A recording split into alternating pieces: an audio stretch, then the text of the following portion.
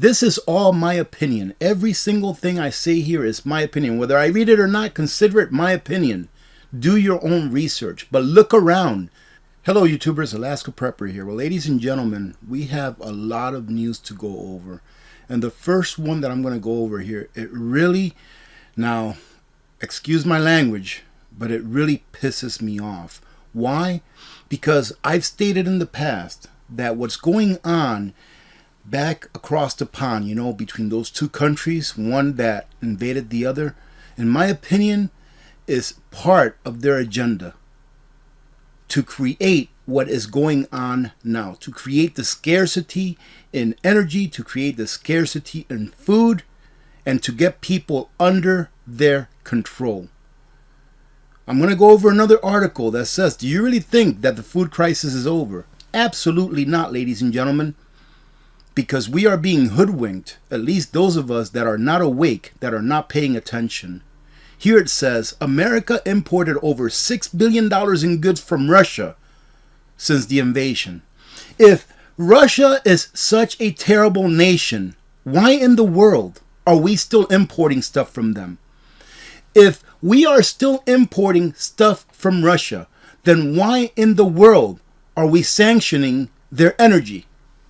Because it seems to me, from what's going on in Germany, it seems to me from what's going on in the entirety of the EU, it seems to me that's what's going on here in the United States, with the price of energy going up and making people, literally making people energy poor.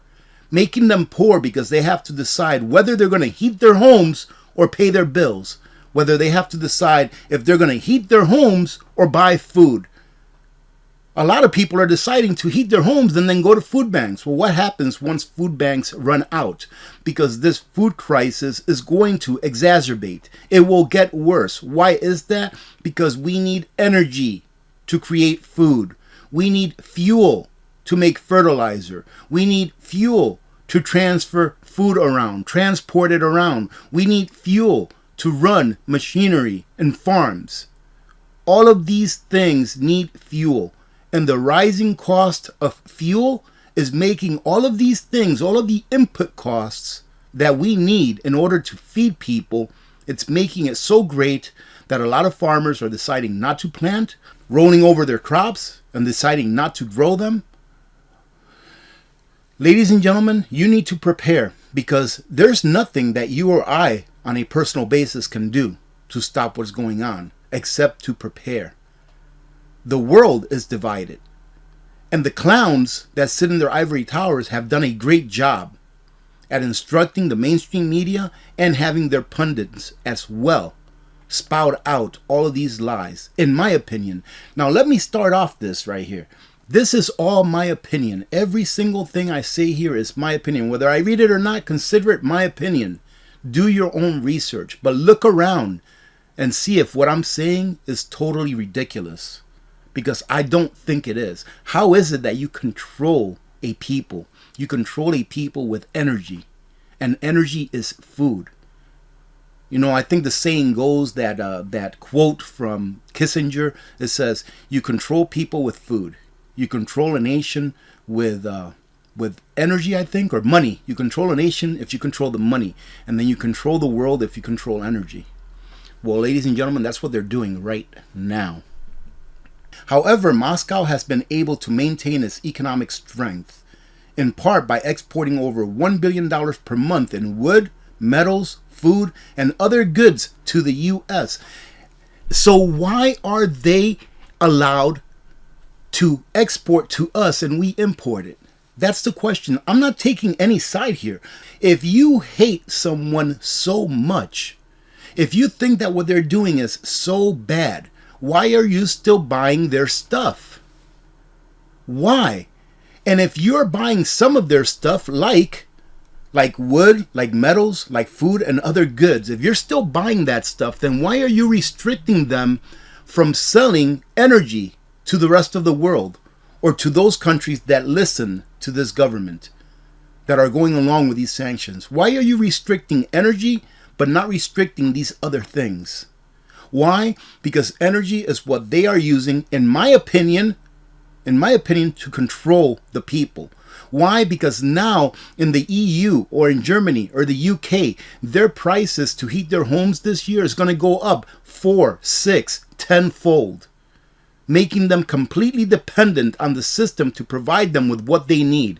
Why? Because in the case of France, they are now considering nationalizing their energy, meaning that the government will be in total control of how the energy is produced and distributed. Open your eyes, ladies and gentlemen. I was going to say open your eyes, America. But no, open your eyes, ladies and gentlemen of the world. They are using this as a distraction in order to coerce us to their agenda, to how they want us to live. I am so ticked off at this article. I'm not going to read the rest of it, but I will leave the link to all of these articles that I go over because I have a bunch of them to go over. And I'll leave them in a pinned comment. Man, ladies and gentlemen, we are living in interesting times. I mean, everything is happening at once. And most of the things that we are experiencing, they are all man-made. And why is that? I believe that the reason that most of these things are man-made is because we are following the law of man instead of the rule of law.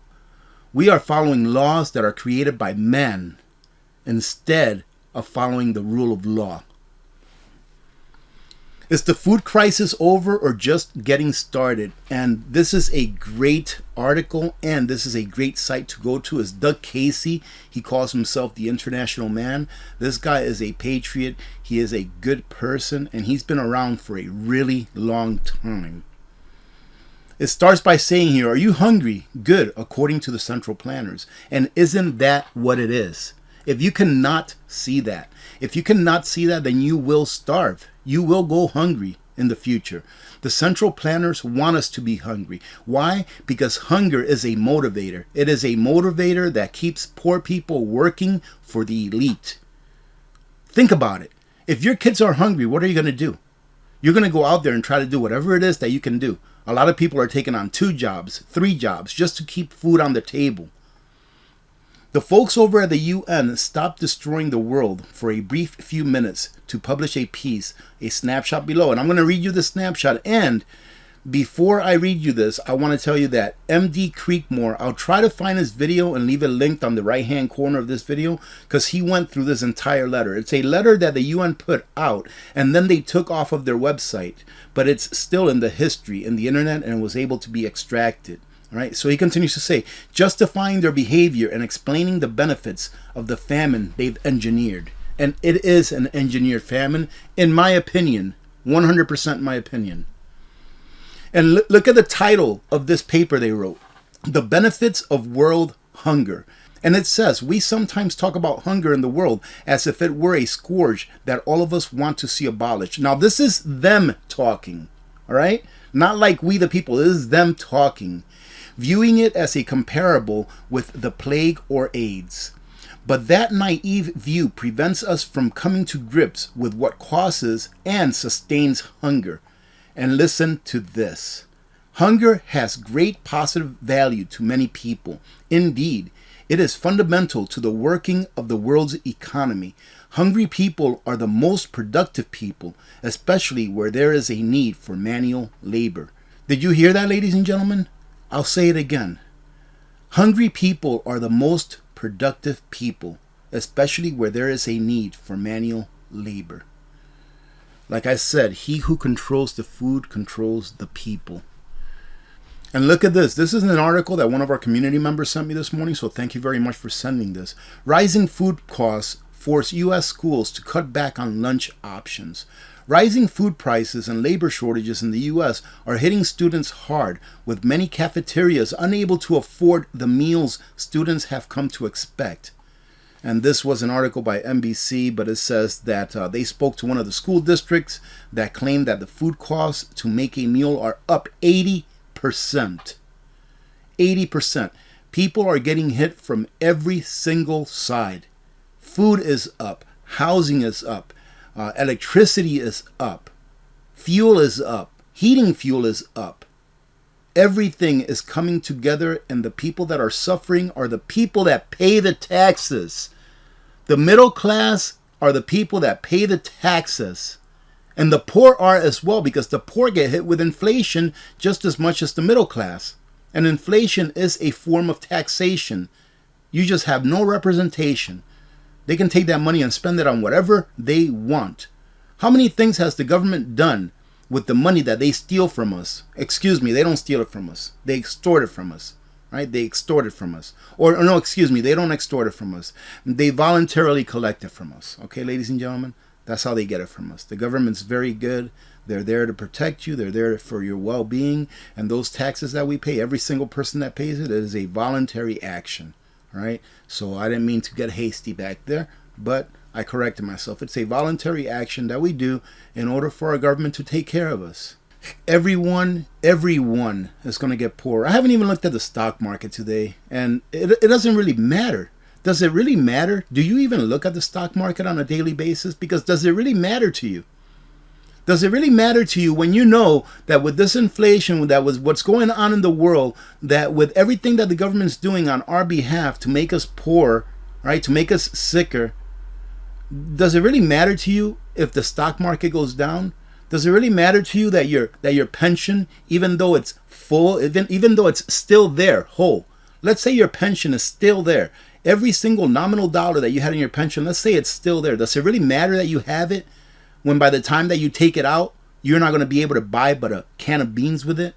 And look at this, ladies and gentlemen. This right here, I would say, is a direct cause of inflation. And the reason I'm bringing this up, stay tuned for this. The reason I'm bringing this up is because of what's coming next. Because this, in my opinion, is a flat out lie. Ford hikes price of electric Mustang Mach-E by as much as $8,475 due to significant battery cost increases. Well, really? Is it really why they increase prices that high? Ford Motor is hiking the starting price of its electric Mustang Mach-E crossover by more than $8,000 for some models. Well, ladies and gentlemen, I can be 100% wrong, but I think that they are maybe incentivized to mark up their price by $8,000 because of this. So when I read that, I was like, bull butter. So I went online and I said, which electric cars are still eligible for $7,500 tax credit? Because, you know, I do believe that this new bill they passed, the Fighting Inflation Act or something like that, I forget the name of it already. That new bill that they passed, it had something to do with EVs. Even though it's supposed to fight inflation, it had something to do with EVs in it. So I went ahead and just looked it up. I searched for it, and check this out. Electric cars eligible for full $7,500 tax credit. Well, imagine that, the Ford Mustang Mach-E. I would bet that if you go down this list of all of these cars that are EVs, I bet you that a lot of them, I haven't done the research on this, so I'm just thinking out loud here. I bet you that a lot of them have increased their prices as well. Well, why not? Why not increase the price? The government is subsidizing it. The government is giving you a credit, so someone that was going to go out there, which most of the people that buy electric vehicles anyways are six-figure and up earners. So who's really paying for this tax credit? It is the middle class and below. The lower middle class and below are paying for this tax credit, so that the people that earn six figures or more, and a lot of them are in the high six figures, can go out and get their electric cars and get a tax credit on your back, on your dime. And not only that, on your children's dime and your grandchildren's dime, because these subsidies will never get paid back. The only thing that will get paid back of these subsidies that were borrowed into creation are the interest payments. And that is why we are taxed, so that we can continue to feed this monster that has made everyone poor, or at least everyone that they want to be poor. I wanted to bring this up because this is important. German experts warn of grid instability, and they say conventional power plants are needed for a long time to come. Well, I was thinking about this, and all of these countries that are now in need of energy are turning to fossil fuels. All of these countries that stopped using fossil fuels for a majority of their grid power, now they're going back to using fossil fuels. Why is that? Why is it Don't they still want to save the planet? Isn't it a worthy cause for your ass to freeze so that we can save the planet? I told you all of you that were championing this sustainable energy stuff, solar panels, wind turbines, and all that stuff. And trust me, I've said this before, but I'll say it again. I love solar panels. Right? If you watch my video, you know that I love solar panels.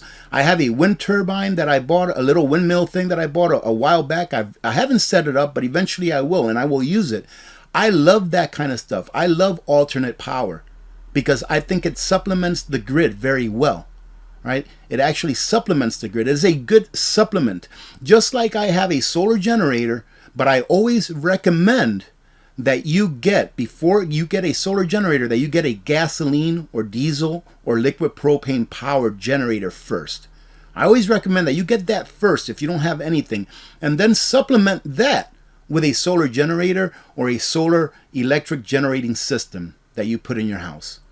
Right? But now that these guys, the green people, right, they've been touting this for years, but now they're like, oh, we need to start up all these power plants.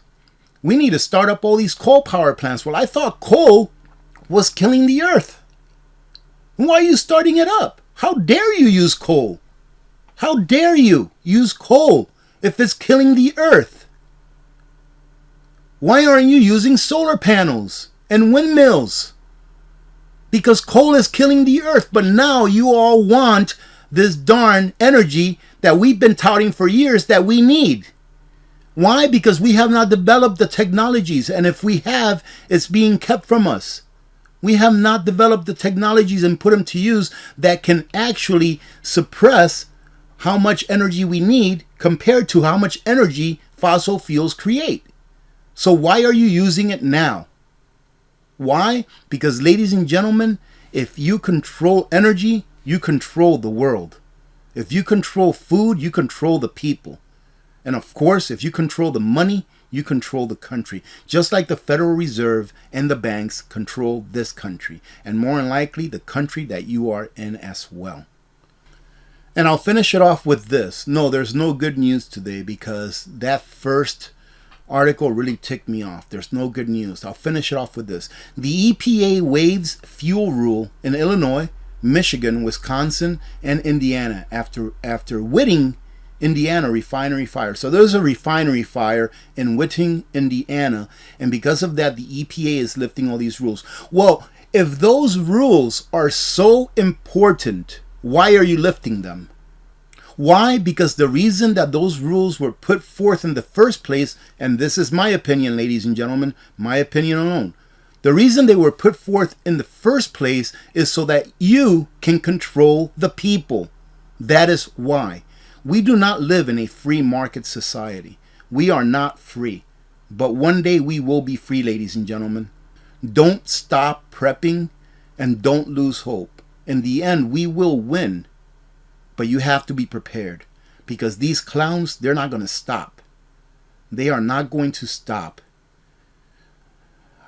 I foresee that a huge major crisis is coming. A huge crisis is coming. I don't know. I can't tell you the time frame. But a huge crisis will come because they need a huge crisis to finally play their last card. And their last card is going to be to put us on a centrally banked digital currency. I've said that plenty of times and I'll keep saying it.